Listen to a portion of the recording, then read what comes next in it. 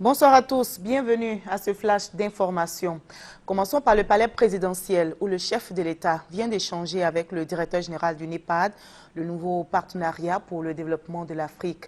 Au menu des échanges, les activités du NEPAD en Côte d'Ivoire en tant qu'agence de développement de l'Union africaine. Hassan Mayaki a fait le point au président de la République des questions liées notamment au développement de l'agriculture, à la mise en œuvre d'infrastructures au niveau national et régional.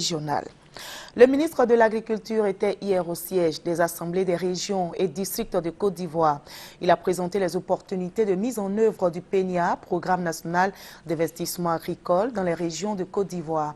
Mamadou Koulibaly Sangafoua a fait le bilan des actions réalisées et recueilli les avis des présidents des conseils régionaux. L'objectif est de faire d'eux des partenaires dans la mise en œuvre efficace du PNIA. Hors de la Côte d'Ivoire, à Brazzaville, l'ex-rébellion Séléka a brillé par son absence au deuxième jour du Forum pour la réconciliation nationale en Centrafrique. L'ex-rébellion absente à la reprise du dialogue. Les travaux n'ont donc pas pu reprendre comme cela était prévu dans la capitale du Congo. La Séléka demande une partition du pays. C'est par bus que les membres des 170 délégations centrafricaines présentes à Brazzaville ont rejoint ce matin le ministère des Affaires étrangères où se poursuivent les travaux du Forum de réconciliation. Ensemble, gouvernement, politique, société civile, représentants des communautés religieuses doivent s'accorder pour sortir de la crise. Tous ceux qui ont fait le pas pour venir, j'ose espérer qu'une aspiration profonde les habite et que le désir sincère, authentique de sortir de cette crise va pousser les uns les autres à enterrer une fois pour toutes nos haches de guerre. Mais dès l'ouverture, les représentants des ex-Séléka, la rébellion qui a renversé le président Bozizé avant d'être chassé du pouvoir, auraient réclamé la partition du pays. Propos largement commentés ce matin alors que la rébellion boycottait les travaux.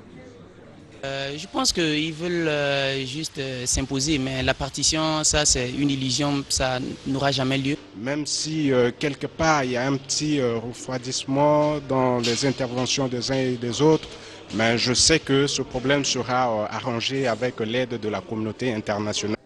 En leur absence, les travaux de 2 des 3 commissions sur la cessation des hostilités et le désarmement des groupes armés ont été suspendus. Un coup d'arrêt qui met en péril la signature de tout accord d'ici à mercredi, date prévue de la fin du forum. En bref, en Libye, les combats continuent autour de l'aéroport de Tripoli et les affrontements à Benghazi.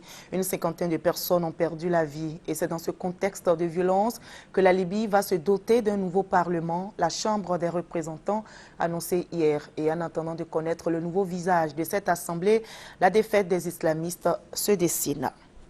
Dans l'actualité également, l'Ukraine. Les dépouilles des victimes du crash MH17 sont arrivées ce matin à Kharkiv, une ville ukrainienne. Les transferts devraient débuter demain vers les Pays-Bas. Par ailleurs, les rebelles pro-russes ont remis dans la nuit les 2 boîtes noires du vol MH17 à des experts malaisiens venus analyser les causes du drame et ajouter que Moscou, accusé d'avoir joué un rôle actif dans le crash, pourrait être sanctionné par l'Union européenne en matière de défense.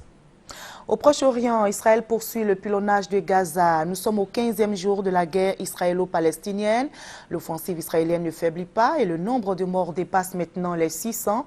Côté palestinien, on dénombre plus de 580 personnes tuées. Pour la seule journée d'hier, 55 ont perdu la vie. 55 personnes donc ont perdu la vie et 7 ce mardi matin.